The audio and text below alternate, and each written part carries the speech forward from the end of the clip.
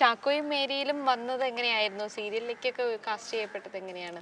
അത് കാസ്റ്റിംഗ് കണ്ട് ഇങ്ങനെ ഫോട്ടോസ് അയച്ചു കൊടുത്തു. അങ്ങനെ പെട്ടെന്നായിരുന്നു അതിലേക്ക് കിട്ടുന്നത്. അങ്ങനെ പോയി അങ്ങനെ കുറച്ച് എപ്പിസോഡ് അങ്ങനെ ഉണ്ടായിട്ടുള്ളൂ.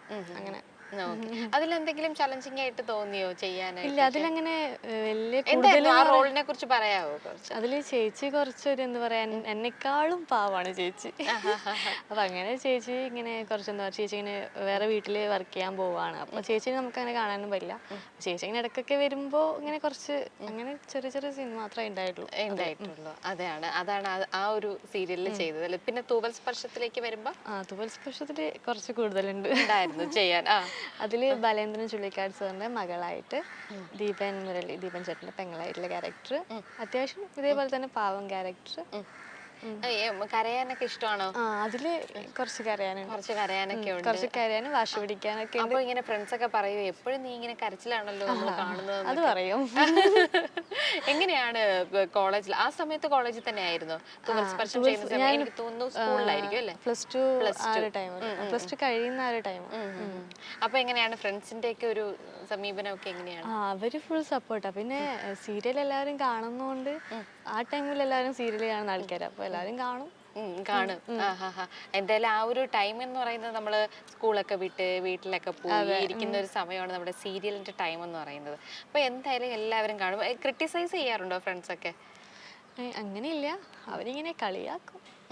എന്ത് പറഞ്ഞാ കളിയാക്കുന്നത്? അവരിങ്ങനെ കളിയാക്കും, എന്താ പറയാ, ഓരോരോ സീനൊക്കെ ഇങ്ങനെ ഡയലോഗൊക്കെ ഇങ്ങനെ പറഞ്ഞ് ഇങ്ങനെ കളിയാക്കും. ഡയലോഗ് പറഞ്ഞ് കളിയാക്കും. എന്ത് ഡയലോഗാണ് ഏറ്റവും കൂടുതൽ പറയുന്ന ഡയലോഗ് എന്താണ്? ഇങ്ങനല്ല, അത് ഞാൻ ഇങ്ങനെ വാശി പിടിച്ച് ഇങ്ങനെ ഓമനോടെ ഇങ്ങനെ വിളിക്കും, ഏട്ടാ. അങ്ങനെ അതാണ് കൂടുതലും കളിയാക്കാറല്ലേ? അങ്ങനെ വിളിക്കും. പിന്നെ സീരിയൽ ഇപ്പം മൂന്നാമത്തെ സീരിയൽ പുതിയ വേറെ ഏതെങ്കിലും ചെയ്യുന്നത് ഇപ്പം നിന്നെ ഇഷ്ടമാണെന്ന്? വേറെ സീരിയൽ ഇല്ല. പിന്നെ സിനിമയുടെ വിശേഷങ്ങളൊക്കെ നമ്മൾ നേരത്തെ പങ്കുവച്ചിട്ടുണ്ട് അല്ലേ? സിനിമ കാര്യങ്ങൾ എല്ലാം ആണ്. സിനിമയിൽ കുറച്ചുകൂടി ചെയ്യുന്നുണ്ട് അല്ലേ? സിനിമ കൂടുതൽ ചെയ്യുന്നുണ്ട്. വീട്ടിൽ എല്ലാരും സപ്പോർട്ടാണോ? വീട്ടിലെല്ലാരും സപ്പോർട്ട് ആണ്. ഓക്കെ. ഈ സീരിയലില് ഇപ്പം ചെയ്യുമ്പോ എല്ലാ അനിയത്തി റോളാണ് കിട്ടുന്നതിൽ ഒരു വിഷമോ അങ്ങനെ എന്തെങ്കിലും ഉണ്ടോ? വേറെ ഏതെങ്കിലും ഒക്കെ ക്യാരക്ടർ കിട്ടിയിരുന്നെങ്കിൽ എന്നൊക്കെ തോന്നിയിട്ടുണ്ട്? ഇപ്പൊ അത് ചെയ്ത് ഞാൻ അതിനോട് തന്നെ ഇതായി. നല്ല വലിയ ക്യാരക്ടർ ചെയ്യാൻ താല്പര്യമുണ്ട്. ഓക്കെ. എന്താണ് മറ്റു ഹോബീസ് ഒക്കെ? എന്താണ് ഹോബീസ്? ഞാൻ പറഞ്ഞല്ലോ മറ്റേ ഇന്റർവ്യൂല് ഞാൻ പറഞ്ഞു, ഡാൻസിങ് അങ്ങനെ ഫുൾ ടൈം അല്ല.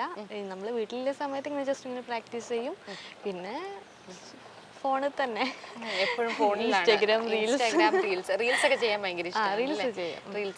റീൽസില് ഏറ്റവും കൂടുതൽ ചെയ്തതില് കുറച്ച് വൈറലായത് ഏത് റീൽ? നമ്മള് ഡാൻസ്, ഞാൻ പറഞ്ഞില്ലേ ഇൻസ്റ്റിറ്റ്യൂട്ട് ഉണ്ട്, അപ്പൊ നമ്മള് 3 പേരും കൂടി വീഡിയോസ് ഇടുമ്പോ നല്ല റീച്ച് കിട്ടാറുണ്ട്.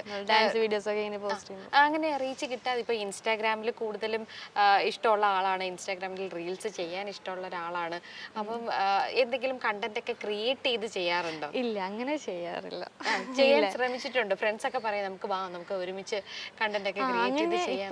ഇപ്പൊ ഒരു 2-3 ആഴ്ച മുന്നേ അങ്ങനെ 2 വീഡിയോസ് അങ്ങനെ ഇട്ടു. അത്യാവശ്യം കുഴപ്പമില്ലാണ്ട് പോയി. അത്യാവശ്യം ഫോളോവേഴ്സ് ഒക്കെ ഉണ്ട്. എല്ലാരും മെസ്സേജ് ഒക്കെ അയക്കും. ഫാൻസ് ഒക്കെ ഒത്തിരി ഉണ്ടോ? ഫാൻസ് പേജ് ഉണ്ട് ഇൻസ്റ്റാഗ്രാമിൽ. തുവൽ സ്പർശം കഴിഞ്ഞോടെ കുറച്ച് 2-3 ഫാൻസ് പേജ് ഉണ്ട്.